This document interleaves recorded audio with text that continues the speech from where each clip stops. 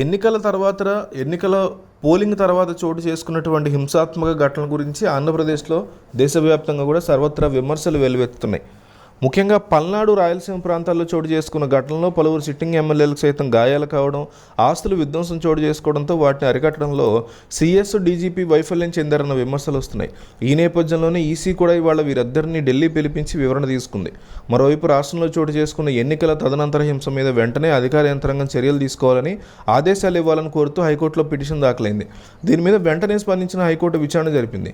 రాష్ట్రంలో ఎన్నికల హింసను అరికట్టడంలో అధికారుల తీరు మీద అసంతృప్తి వ్యక్తం చేసింది.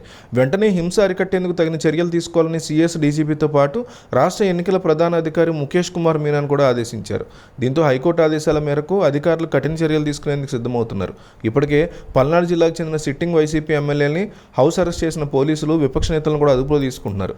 తాడిపత్రిలో జేసీ కుటుంబాన్ని అయితే ఏకంగా హైదరాబాద్కే తరలించారు. దీంతో ఈరోజు రాష్ట్రంలో ఎటువంటి హింస చోటు చేసుకోలేదు.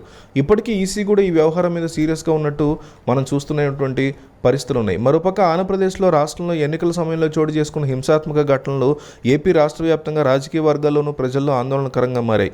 ఏపీలో ఎన్నికల పోలింగ్ మాత్రమే కాకుండా ఆ తర్వాత కూడా వరుసగా దాడులు, ప్రతిదాడులు కొనసాగుతున్నాయి.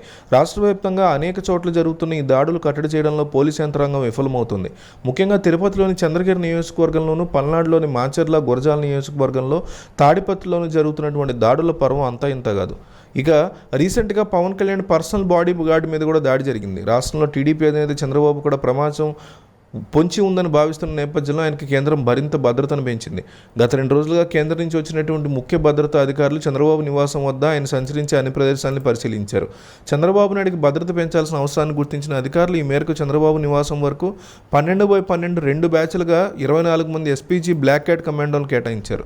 ఇలా ఉంటే ఆంధ్రప్రదేశ్ రాష్ట్రంలో ఎన్నికల ఫలితాలు జూన్ 4న వెలువడనున్నాయి. ఈ ఎన్నికల ఫలితాల తర్వాత రాష్ట్ర వ్యాప్తంగా ప్రతీకారదారులు జరిగే అవకాశం ఉందని రాష్ట్ర నిఘా వర్గం హెచ్చరిస్తోంది.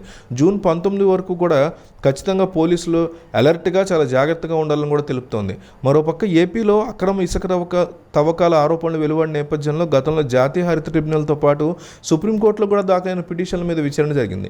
గతంలో విచారణ సందర్భంగా అక్రమ ఇసుక తవ్వకాలు వెంటనే ఆపేయాలని రాష్ట్ర ప్రభుత్వాన్ని సుప్రీం ఆదేశించింది. అయినా పలు చోట్ల ఇంకా తవ్వకాలు సాగుతున్నాయనే ఆరోపణలు రావడంతో సుప్రీం సీరియస్ అయింది. ఈ రోజు ఏకంగా ఇసుక తవ్వకాల మీద సుప్రీంకోర్టు మార్గదర్శకాలను జారీ చేసింది. ఏపీలో అక్రమ ఇసుక తవ్వకాలు అడ్డుకోవడంలో ప్రభుత్వం విఫలమైందని సుప్రీంకోర్టు అంది. దీని మీద కేంద్ర పర్యావరణ మంత్రిత్వ శాఖతో పాటు పోలీసులు కూడా కీలక మార్గదర్శకాలు జారీ చేసింది.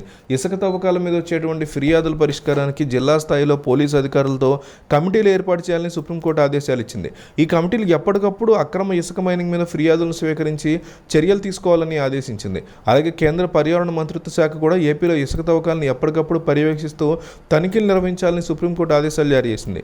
వీటి మీద రాష్ట్ర అధికారులకు సమాచారం ఇవ్వాల్సిన అవసరం లేదని సుప్రీంకోర్టు తెలిపింది. కోర్టు ఉత్తర్వులను ఉల్లంఘిస్తే తీవ్ర చర్యలు కూడా వెనకాడమని స్ట్రాంగ్ వార్నింగ్ ఇచ్చింది సుప్రీంకోర్టు.